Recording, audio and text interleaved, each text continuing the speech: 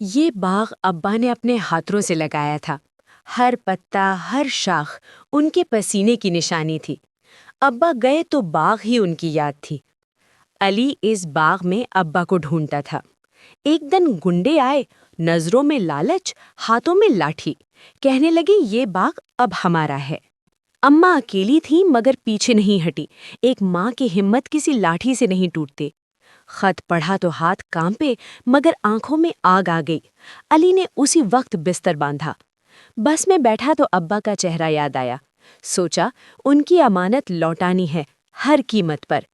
اماں نے گلے لگایا تو سارا غصہ آنسو بن گیا، مگر علی نے رونے سے پہلے وعدہ کیا، لڑوں گا۔ گنڈوں نے سوچا تھا علی واپس نہیں آئے گا، مگر جو ماں کے لیے لڑے وہ کبھی نہیں ڈرتا۔ اکیلا علی نہیں آیا تھا، پورا گاؤں ساتھ تھا۔ ظالم کی لاٹھی اکثر اکیلے کو ڈراتی ہے، متحد کو نہیں۔